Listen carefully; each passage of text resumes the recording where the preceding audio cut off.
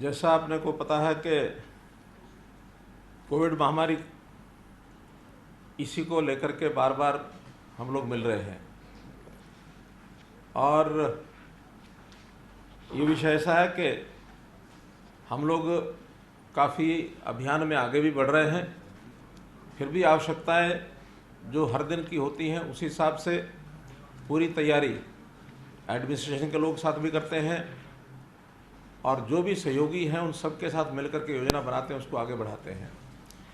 मैं पिछले दिनों में प्रदेश के 17 जिलों में होकर आया हूँ। सब जगह पर व्यवस्थाओं का आंकलन ये मैंने किया है, चाहे वो ऑक्सीजन की सप्लाई हो, चाहे वहाँ बेड्स की संख्या हो, अथवा एम्बुलेंस की कुछ शिकायतें मिली, दवाइयों की उपलब्धता ये शिकायतें मिली, आवश्यक सामान इसके रेट्स इनकी शिकायतें मिली, कहीं कहीं डॉक्टर्स कम हैं ये शिकायत मिली। तो ऐसा इस बढ़ती हुई बीमारी में स्वाभाविक है, हर जगह जितनी तैयारी हमको सोच करके कर लेनी चाहिए थी उतना करने का तो हमको मौका इसलिए भी नहीं मिला। जैसे मैंने पहले कहा था कि बरसात में बाढ़ का अनुमान तो लगाया जा सकता है, लेकिन सुनामी का अनुमान किसी ने नहीं लगाया था। इसलिए जो सुनामी आई है, पिछली बार की जो पहली वेव थी उससे भी लगभग 4 गुना से ज़्यादा केसेस आने लग गए हैं और अभी बढ़ रहे हैं, घटना शुरू नहीं हुए। पिछले 2 दिन में थोड़ी राहत मिली थी, लेकिन कल की संख्या फिर ज़्यादा आई थी। तो ये हम आगे एक प्रकार का जो बढ़ने का ये क्रम है ये रुक नहीं रहा है। विशेषज्ञों की ऐसी एक राय सामने आ रही है कि ये हमको अभी 15 मई तक और थोड़ा सा बढ़ोतरी की तरफ ये चलेगा और शायद 15,000 तक भी संख्या प्रतिदिन की ये कोरोना पॉजिटिव की आ सकती है। अब एक प्रकार का जो जिस गति से आगे बढ़ रहा था, पॉजिटिविटी रेट जितना आ रहा था उस गति से तो शायद नहीं है, लेकिन फिर भी अभी डाउन ट्रेंड इसका नहीं है। 15 मई के बाद इससे अपेक्षा की जा रही है कि ये डाउन ट्रेंड आ सकता है। तो उस नाते से हमने जो तैयारियां की हैं उसके कारण से उसके परिणाम थोड़े देखने को मिल रहे हैं कि जैसा हमारा जो मोर्टेलिटी रेट है, बहुत प्रांतों की अपेक्षा हम उसमें सुधार में हैं। बहुत प्रांतों में तो 3% तक भी मोर्टेलिटी रेट चला गया है, लेकिन हमारे डॉक्टर्स ने, हमारी व्यवस्थाओं ने कुछ उसमें सुधार किए हैं, जिसके कारण से मृत्यु दर हम अपनी कंट्रोल कर पाए हैं। और आज की डेट में अगर कहें तो 0.88% ये हमारी मृत्यु दर ये आंकी जा रही है। हमारे यहाँ टेस्ट जो हैं वो भी हर 10 लाख के पीछे 3 लाख टेस्ट हो चुके हैं। ये निरंतर बढ़ रही है हमारी गति, लगभग 50,000 हर दिन ये करने की हमारी बनी है। हम अभी जो टेस्ट कर चुके हैं लगभग 30% लोगों का ये टेस्ट हो चुका है। हमारी जो टेस्टिंग लैब्स हैं इसको भी हमने बढ़ाया। जो पिछले वर्ष 12 टेस्टिंग लैब थी, अभी वो इस वर्ष बढ़कर के 40 हो गई हैं। आज ही 8 और नई टेस्टिंग लैब बनाने के लिए और हम लोगों ने अपनी फाइल को यानी आगे बढ़ाया है ताकि वो जल्दी 8 ये लैब्स इसको भी पूरा कर सकें। हमारे जो बेड्स की संख्या है वो भी अब बढ़ा दी गई है। जो पिछले साल इसी अप्रैल में 8,700 बेड्स थे, आज वो 22,429 बेड्स ये हमारे पास हैं। तो इस प्रकार जो दरें हैं वो भी पिछली बार टेस्ट की दर जो लगभग 4,000 रुपया ये शुरू में हुई थी, अब वो 450 रुपये में और ये जो टेस्ट हैं ये हो रहे हैं। आज हम देखें एक्टिव मरीज़ जो हमारे कुल जो 5,43,000 जिसमें से 4,29,000 के लगभग ठीक हो चुके हैं। आज कोविड एक्टिव केसेस 1,08,000 इस प्रदेश का जो हाईएस्ट आंकड़ा वो भी आया है। गुरुग्राम सबसे ज़्यादा प्रभावित है, जहाँ 38,000 के आसपास आज जो है कोविड एक्टिव ये केसेस हैं। तो इस प्रकार से हम लोगों के जो हॉस्पिटल्स में आज पेशेंट्स हैं, ऐसा लगभग 8,556 पेशेंट तो ऐसे हैं जो ऑक्सीजन स्पॉट जो है उसके ऊपर आधारित हमारा इलाज चल रहा है। और वेंटिलेटर्स, आईसीयूज इसमें 3,828 मरीज़ हैं। ऐसे लगभग 12,400 मरीज़ इस समय प्रदेश में हैं। और इसमें एक उल्लेखनीय बात यह है कि हरियाणा के जो मरीज़ हैं उनको तो हम एडमिट कर ही रहे हैं। ऐसा एक अनुमान है कि गुरुग्राम में लगभग 40% मरीज़ वो दिल्ली से आकर के एडमिट है। फरीदाबाद में भी ऐसा कोई 20% के आसपास ये मरीज़ दिल्ली का और नोएडा का ये वहाँ एडमिट है। और जीटी रोड सोनीपत से लेकर और अम्बाला तक यहाँ भी कहीं 10%, कहीं 15%, कहीं 20% अलग अलग शहरों में ये पेशेंट भी बाहर प्रांतों के आकर के एडमिट हैं। अब चूँकि मरीज़ तो मरीज़ ही है, इसलिए हम हरियाणा के प्रांतों का इलाज यानी मरीज़ों का करेंगे ही, लेकिन अगर कोई मरीज़ दूसरा भी आता है तो हमारे अस्पतालों में किसी ने उसको मना अभी तक नहीं किया है। हम अपने शेष लगभग 90,000 ऐसे कोविड पेशेंट्स हैं जो होम आइसोलेशन में हैं या कोविड के जो सेंटर्स हैं उन सेंटर्स में, और वो अपना इलाज करवा रहे हैं। कोई घर में रह के कर रहा है, कोई वहाँ करवा रहे हैं। तो ऐसे डिस्ट्रिक्ट कोविड सेंटर्स जो संख्या में लगभग 500 से ऊपर हैं, ऐसे डिस्ट्रिक्ट कोविड सेंटर्स में भी इन मरीज़ों को और देखभाल की जा रही है। अभी हमने कुछ अस्पतालों में बेड्स को बढ़ाने की भी व्यवस्था की है। पीजीआई में जो अभी बेड्स 200 बेड्स को बढ़ाने की बात ये हमने 2 दिन पहले की है, उसके लिए ऑक्सीजन का कोटा भी बढ़ा दिया गया है। और इसी प्रकार पंचकुला में, साथ में करनाल में, जो हमारा नल्लड़ का मेडिकल कॉलेज है इसमें, एसजीटी मेडिकल कॉलेज गुड़गांव में, और जो एक नया मेडिकल कॉलेज फरीदाबाद में खुला है अटल बिहारी वाजपेयी मेडिकल कॉलेज, उसमें 100 बेड्स, इस प्रकार से लगभग 700 बेड्स की व्यवस्था ये 2 दिन पहले ही हमने की है। और उसका जो ऑक्सीजन का कोटा है वो हमने रिलीज़ कर दिया है। अभी भी लगभग पीजीआई में भी 800 बेड की और गुंजाइश है। फरीदाबाद में भी इसकी गुंजाइश बनी है। सभी मेडिकल कॉलेजेस का अगर मिला लें तो 1000 बेड्स नए ये बनने की हमारी स्थिति में है। साथ ही डीआरडीओ जो आर्मी की सहायता से हम 500 बेड का एक हॉस्पिटल पानीपत में रिफाइनरी में और 500 बेड का हिसार में, जहां ऑक्सीजन को गैस रूप में उपलब्ध है, ये 2 मेडिकल कॉलेज भी बनाए जा रहे हैं। गुरुग्राम में सीएसआर के तहत वेदांता ग्रुप भी एक 100 बेड का नया अस्पताल ये बना रहा है। मैनकाइंड फार्मा के 70 बेड का एक अस्पताल भी तैयार किया गया है, उसका भी आज या कल में उसका उद्घाटन कर दिया जाएगा। तो ऐसे इन सब बेड्स की व्यवस्था करने के लिए हमने एक अधिकारी भी जिम्मे लगा दिए ताकि डेली उसकी मॉनिटरिंग वो कर सकें। ऑक्सीजन की जहाँ तक सप्लाई है, चंडीगढ़ में हमने कंट्रोल रूम बनाया है और उस कंट्रोल रूम में हमारी जो ऑक्सीजन की व्यवस्था है, क्योंकि ये अपने आप में बड़ा चैलेंज है। पहला चैलेंज इसके अंदर ये था कि ऑक्सीजन हमको उपलब्ध हो, उसका कोटा कैसे बढ़े।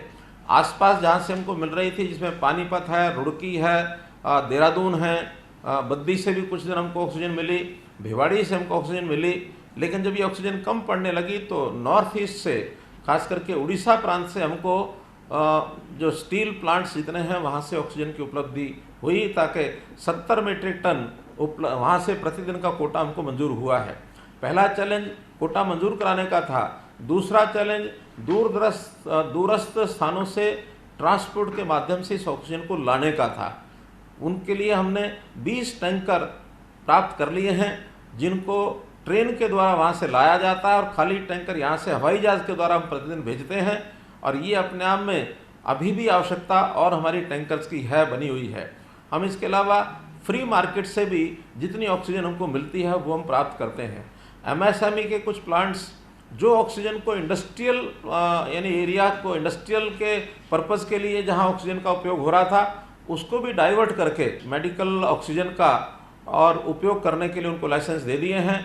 ऐसी भी 15 मीट्रिक टन हरियाणा की अलग से हमको ये ऑक्सीजन ये मिल रही है, ऐसा हमको प्राप्त हुआ है।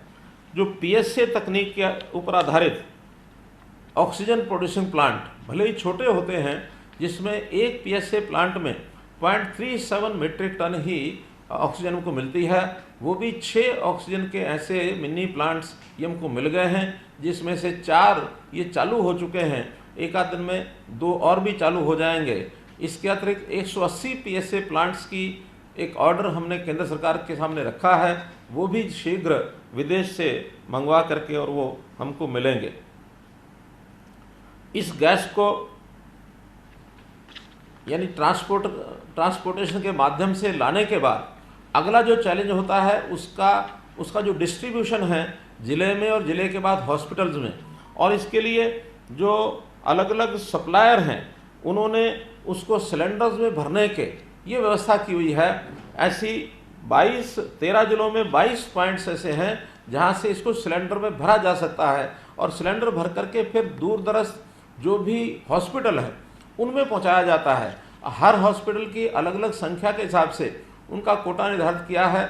जब भी अचानक किसी हॉस्पिटल में संख्या बढ़ती है तो उसका कोटा भी बदलना पड़ता है, और ये लगातार दिन रात 24 घंटे हमारा जो मॉनिटरिंग सेल है यहाँ पर एक हमने बनाया हुआ है पंचकुला में ही, उसमें भी हमने 3 बड़े अधिकारियों को ये जिम्मे लगाया है। इस कंट्रोल रूम को सारा संचालन करते हैं, और कहीं भी गैस इसकी शॉर्टेज ना हो जाए।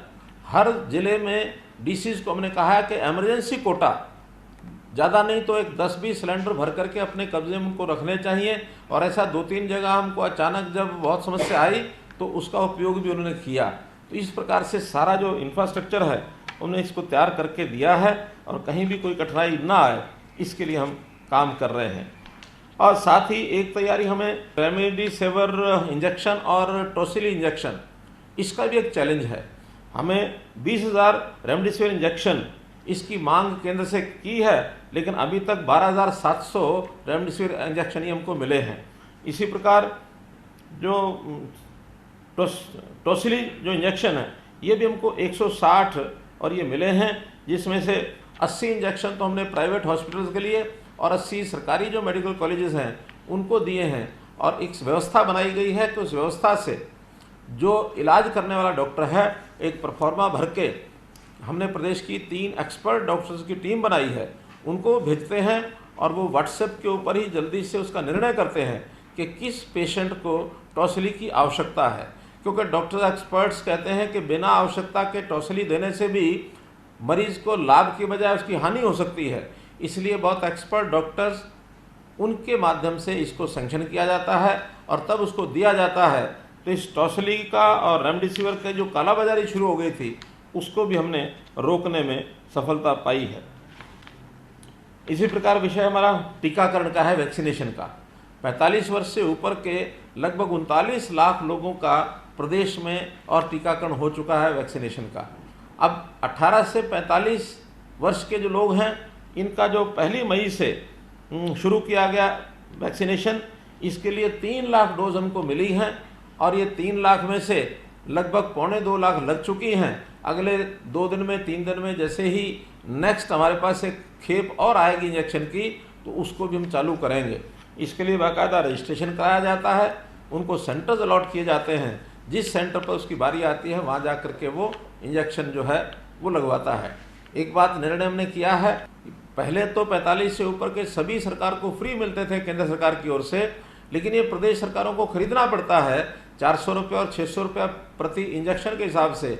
लेकिन हरियाणा प्रदेश ने ये तय किया है कि हम 18 से 45 साल के सभी आयु के जितने भी लोग हैं उन सबको मुफ्त में अपने जो सेंटर्स हैं उनके ऊपर लगाएंगे। प्राइवेट हॉस्पिटल्स अपनी ओर से 50% कोटा उनका तय किया गया है, वो जा कर के और ख़रीद के लाते हैं, वो पैसे से ही लगाते हैं। कुछ संस्थाएं भी इसमें लगाना चाह रही हैं, उनको भी CSR के माध्यम से वो इंजेक्शन ला करके और वो संस्थाएं वो लगा सकती हैं। तो इस प्रकार ये सारे जो हमारे चैलेंज हैं, इन चैलेंज को ध्यान में रखते हुए हमने एक एक चीज़ का बारीकी से अध्ययन किया है, और बारीकी से अध्ययन करने के बाद जो जो नए चैलेंज आते हैं उसको हम तुरंत दूर करते हैं। अब इसमें एक प्रश्न पैदा होता है कि समाज में बहुत तरह के लोग हैं, साधन संपन्न हैं, वो अपना इलाज खुद करा सकते हैं, लेकिन जो लोग गरीब हैं, अफोर्ड नहीं कर सकते हैं, उसकी भी व्यवस्थाएं सरकार ने बहुत सी व्यवस्थाएं पहले बनाई हुई हैं। कुछ लोगों ने अपने इंश्योरेंस कराई हुई है, इंश्योरेंस के पैकेज लिए हुए हैं, वो लोग तो इंश्योरेंस के माध्यम से करते हैं। सरकारी कर्मचारी, उनके सरकार के रेट्स फिक्स हैं, चाहे वो सरकारी में कराएं अथवा प्राइवेट कहीं डॉक्टर के पास इलाज कराते हैं तो जो रेट फिक्स हैं वो उनको मिलते हैं। जो गरीब आदमी हैं वो लोग हमारी जो सरकारी अस्पताल हैं, मेडिकल कॉलेजेस हैं, वहाँ आकर के इलाज कराते हैं, लेकिन वहाँ संख्या जो बेड्स की वो सीमित होने के कारण से फिर हम प्राइवेट जितने हॉस्पिटल्स हैं, जो 42 ऐसे हॉस्पिटल्स हैं जिनको रिकॉग्नाइज किया हुआ है उनमें रेफ़र करते हैं। रेफ़र किए हुए ऐसे सब पेशेंट्स का जो खर्च है उसके रेट्स आयुष्मान भारत ये रेट्स अलग से तय किए हुए हैं। अस्पतालों को वो रेट्स गवर्नमेंट की ओर से दिए जाते हैं। लेकिन एक वर्ग ऐसा भी है जो शायद अस्पताल तक नहीं पहुंच सकता है, सीधे प्राइवेट हॉस्पिटल में जाता है। तो ऐसा सीधा प्राइवेट हॉस्पिटल जाने के बाद उसको उसकी कई बार जानकारी नहीं होती, कई बार समय का अभाव होता है, कई बार उसकी मजबूरी होती है, तो वो लोग वहाँ हॉस्पिटल में जाते हैं, मनमाने रेट उनको प्राइवेट हॉस्पिटल चार्ज करते हैं। इसके लिए भी सरकार ने और रेट ये घोषित किए हैं। ये रेट 8,000 रुपये से लेकर के और 18,000 रुपये तक रेट प्रतिदिन प्रति बेड का ये तय किया हुआ है। जो आइसोलेशन बेड्स यानी ऑक्सीजन बेड्स हैं और नॉन नाभ हॉस्पिटल हैं, यानी नाभ एक्रेडिटेड होते हैं और नॉन नाभ होते हैं, तो जो नॉन नाभ हैं उनका रेट 8,000 रुपये ऑक्सीजन बेड का है। आईसीयू का रेट उनका 13,000 रुपया है और वेंटिलेटर का 15,000 रुपया है। लेकिन जो नाभ के अस्पताल हैं उनके रेट फिक्स किए हैं 10,000 रुपया, 15,000 रुपया और 18,000 रुपया रिस्पेक्टिवली। एक मरीज का एक दिन का ये रेट है। क्योंकि अनाप शनाप रेट वो चार्ज करते थे, इसलिए ये रेट तय करने पड़े हैं। हालांकि मैं उन अस्पतालों को साधुवाद देता हूं जो इससे भी कम रेट में और पेशेंट्स का इलाज कर रहे हैं। हम अपील करते हैं ऐसे हॉस्पिटल्स को कि कम से कम पैसे चार्ज करके और ऐसे लोगों को इलाज किया जाए, खास करके गरीब लोगों का। फिर भी आज एक स्कीम हमने उसमें बनाई है कि जो बीपीएल के लोग हैं, बीपीएल कार्ड धारक हरियाणा के लोग जो इन प्राइवेट हॉस्पिटल में जा कर के इलाज कराते हैं, उनके लिए एक पैकेज ये हमने आज बनाया है। और उस पैकेज के हिसाब से प्रति व्यक्ति प्रतिदिन 5,000 रुपया, मैक्सिमम 7 दिन के लिए ये 35,000 रुपये का एक पैकेज ये उनको मुफ्त में हम घोषणा कर रहे हैं, ताकि ये 35,000 रुपया जहाँ वो इलाज कराते हैं वहाँ अपने बिल में से 35,000 रुपया कम करा करके उनको दें, ताकि हम ये पैसा सीधा अस्पताल के खाते में आरटीजीएस करेंगे, ताकि उनको ये 5,000 रुपये प्रति बेड का प्रतिदिन का ये राहत मिल सके जो बीपीएल के लोग और अपना एडमिशन वहाँ कराते हैं। एक पैकेज ये है। दूसरा, जो अस्पताल हैं, इन अस्पतालों को निश्चित रेट किए गए हैं कि किसी भी व्यक्ति का, चाहे वो हरियाणा का है चाहे बाहर का है, उन सबको इन रेट्स पर ही चार्ज करेंगे, इससे ज़्यादा रेट चार्ज नहीं करेंगे। लेकिन फिर भी जो हरियाणा के लोग हैं उनको वो ज़्यादा से ज़्यादा भर्ती कर लें, इसके लिए एक इंसेंटिव उन अस्पतालों के लिए हम रखते हैं कि हरियाणा के लोग जितने इन प्राइवेट अस्पतालों में जो कोविड रजिस्टर्ड अस्पताल हैं, ये जितने हरियाणा के लोगों को एडमिट करेंगे, प्रति व्यक्ति प्रतिदिन 1,000 रुपया एक बेड के हिसाब से, मैक्सिमम एक व्यक्ति के लिए 7 दिन, यानी मैक्सिमम 7,000 रुपया ये उन अस्पतालों को भी हम देंगे, ताकि हरियाणा के लोगों को ज़्यादा से ज़्यादा और एडमिशन दें। इस प्रकार के 2 ये पैकेज ये आज हम घोषणा कर रहे हैं, जिसमें से हरियाणा के सब लोगों को भी लाभ मिलेगा और ख़ास करके जो बीपीएल के लोग हैं उनको भी 5,000 रुपया प्रतिदिन के हिसाब से 7 दिन का मैक्सिमम 35,000 रुपया और उनका ये लाभ इनको ये मिलेगा। कुछ लोग ऐसे हैं जो कोविड पॉजिटिव आने के बाद या तो हॉस्पिटल में एडमिशन नहीं मिलता, या उनको बताया जाता है कि वो होम आइसोलेशन में रहें और घर पर ही अपना इलाज करें, या जो कोविड सेंटर्स में हैं जिनका एडमिशन नहीं हो पाता है, ऐसे लोग घर पर रह करके जब इलाज करेंगे, उनका भी कोई दवाई का खर्च है, कहीं एक आध कंसल्टेशन डॉक्टर से उनको करनी पड़ती है, या कुछ छोटे एपरेटस खरीदने पड़ते हैं, किसी का ऑक्सीमीटर है, किसी का थर्मोमीटर है, तो ऐसा वो खर्चा 2,000 से लेके और 8,000 तक कहीं भी आंका जा सकता है। कोई पेशेंट 2,000 रुपये भी खर्च कर सकता है, कोई पेशेंट 8,000 रुपये भी खर्च आता है।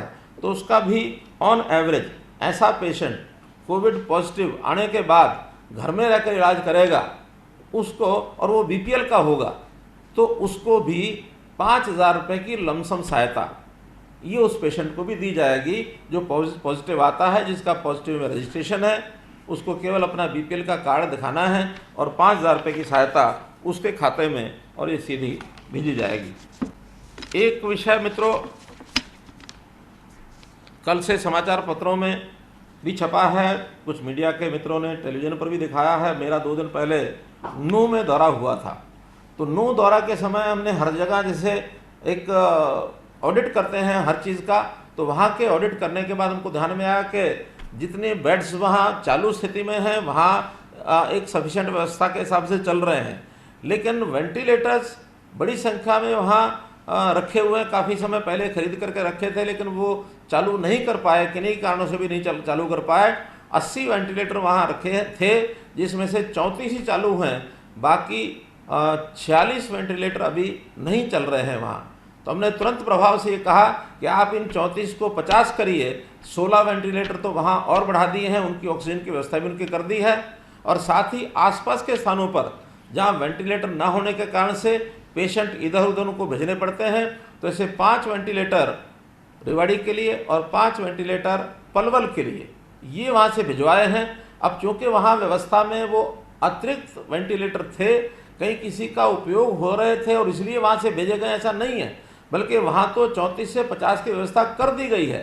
कुछ वहाँ के वेस्ट इंटरेस्ट कह लीजिए, राजनीति करने वाले लोग कह लीजिए, जिन्होंने इस बात का शोर मचाया कि आखिर यहाँ से वेंटिलेटर क्यों निकाल कर ले जाए जा रहे हैं। जो चीज़ बंद डब्बे में पड़ी है, सालों से पड़ी है, जंग लगेगा उसको, उसकी बजाय आज के समय तो ऐसा एक भाव जागना चाहिए कि जो चीज़ काम मेरे नहीं आ रही हो दूसरे किसी के काम आए, तुरंत देना चाहिए।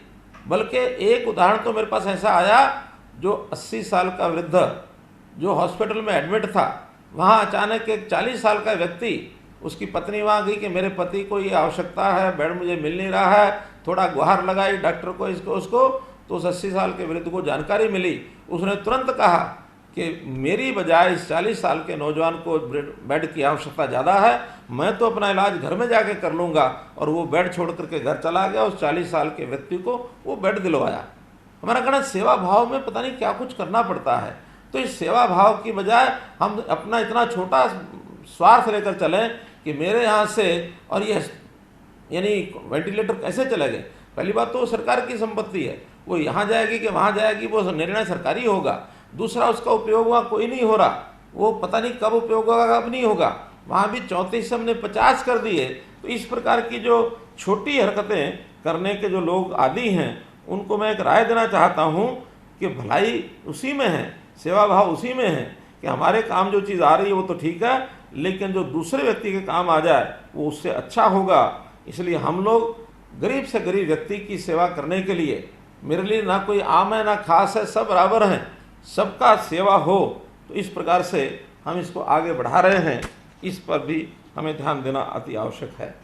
इस विषय के समय हमें सबको मिल करके, चाहे वो सरकार हो, चाहे मीडिया हो, चाहे पक्ष हो विपक्ष हो, जनता हो, या जो लोग पीड़ित हैं उनके परिवार विशेष तौर पर हों, सब लोग मिल करके यदि इस महामारी का मुकाबला करेंगे तो इस महामारी से हम लड़ पाएंगे, इसको महामारी को हरा पाएंगे, हम स्वयं जीत पाएंगे। ये भाव अपने को मन में रखना है। तो इसके लिए जितने काम एक एक करके हम कर रहे हैं, चाहे ऑक्सीजन की व्यवस्था है, बेड्स की व्यवस्था है, समाज के लोगों के ऊपर खर्चा ना पड़े इसकी व्यवस्था है, ये सब हम कर रहे हैं। एक महत्वपूर्ण काम और है जिसको हमको सबको मिल करके करना है, और विशेष तौर पर विपक्ष के लोगों को मैं विशेष आग्रह करूँगा, वो है इस बीमारी का जो डर बैठाने का काम कर रहे हैं वो कोई भी ना बैठाए। अगर डर बैठाने का काम ने कर दिया तो इस बीमारी से पार पाना बहुत कठिन होगा। हम सब पॉजिटिव बातें आगे लाएं। बीमारी खतरनाक बहुत है, कोई मालूम नहीं ये कब रुकेगी, कहाँ तक जाएगी। पहली वेव के बाद दूसरी वेव, बहुत लोग तरह तरह की चर्चा करते हैं, कहीं तीसरी वेव ना आ जाए, कहीं चौथी वेव ना आ जाए। मेरा कहना डरने के बजाय हमको इतना साहस रखना है कि जब आएगी उस समय तैयार रहेंगे उसका मुकाबला करने के लिए भी। Hope for the best and be prepared for the worst. तो ये साहस लेकर के हम चलेंगे, निश्चित रूप से हम इसमें सफलता प्राप्त करेंगे, हम आगे बढ़ेंगे। ग्रामीण क्षेत्र के अंदर कुछ लोगों का कहना है कि वहाँ ये बीमारी पैर पसार रही है, कहीं ना कहीं प्रभावित ज़्यादा हो रहे हैं लोग। ये बात ठीक है कि आखिर बीमारी तो कहीं भी जा सकती है। शहरों के लोग जागरूक होने के नाते कहें, या वहाँ हेल्थ फैसिलिटीज़ ज़्यादा है इस नाते से उसका लाभ उठाने की बात कहें। ग्रामीण क्षेत्र में कई बार थोड़ा निडरता भी है, थोड़ा उनकी इम्यूनिटी का जो स्ट्रेंथ है वो शहरी इलाके से ज़्यादा भी है। निर्भीक होकर के आज भी कहते हैं कि कोरोना हमारा क्या बिगाड़ लेगा, लेकिन मेरा सबसे कहना यह है कि ये कोरोना अगर आगे बढ़ता है तो इससे इतना भी भिड़ना नहीं है कि हम इसकी परवाह ना करें। हमने सावधान होकर के अपना बचाव करना है।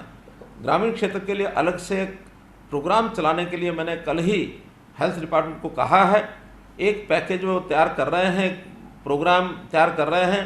उस प्रोग्राम में पहले ट्रेनर्स जो हेल्थ डिपार्टमेंट के लोग हैं, मेडिकल एजुकेशन के डिपार्टमेंट के लोग हैं, वो ट्रेनर्स को एक मॉड्यूल बना करके देंगे कि कुछ लोगों को ट्रेन किया जाए ताकि गांव-गांव में जा कर के वो प्रचार कर सकें और एक प्रारंभिक जांच के कैंप लगा सकें।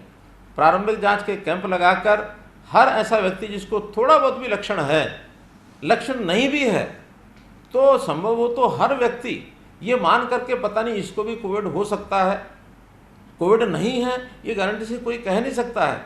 कई बार व्यक्ति को पता नहीं लगता है और वो कोविड हो भी जाता, ठीक भी हो जाता। हर्ड इम्यूनिटी तो हम लोग बढ़ रहे हैं और आज भी जो सर्वेज हुए हैं उस सर्वे में ऐसा कहते हैं कि 40% लोग तो हो ही चुके हैं कोविड अफेक्टेड। हालांकि संख्या हमारी अस्पतालों की या टेस्टिंग की इतनी नहीं बता रही है, लेकिन बहुत लोग हो गए हैं। ऐसे सब लोगों का टेस्ट करने के लिए हम कैंप लगाएंगे। जो बहुत माइल्ड नेचर का जिनको कोरोना लगता है, हो गया होगा, उसको घर में रह करके कैसे ठीक हो सकता है उसकी जानकारी देंगे, उसका प्रचार करेंगे। जो मॉडरेट टाइप है उसकी पहचान होने के बाद जो लोकल डिस्पेंसरीज हैं, PHCs हैं, CHCs हैं, उनको उनकी देखभाल करने के लिए रेफ़र करेंगे। और जो सीवियर हैं, बहुत गंभीर तरह के अगर पहचान होती है तो ऐसे लोगों को हॉस्पिटलाइज करा करके, जितने हॉस्पिटल की व्यवस्था हम बढ़ा रहे हैं धीरे धीरे और बढ़ेगी, वहाँ ले जा करके उनका इलाज कराने के लिए हम करेंगे। तब जाकर ये चक्र टूटेगा। अगर ये चक्र टूटता नहीं है तो कोई भी किसी के साथ संपर्क आने के बाद वो इस चक्र में फंस सकता है। तो इसलिए इस चक्र को तोड़ने के लिए एक सामूहिक प्रयत्न करना है। इसमें ऊपर से लेकर नीचे तक सब लोग लगे हैं और हम भी सबके सुझाव लेकर के जो जो चीज़ हमारे ध्यान में आती है उस हिसाब से हम आगे बढ़ते हैं और किसी चीज़ में पीछे न रहें। ये हरियाणा प्रांत सामूहिक अपने प्रयत्नों के माध्यम से आगे बढ़ते हुए इन चीज़ों को कर रहा है।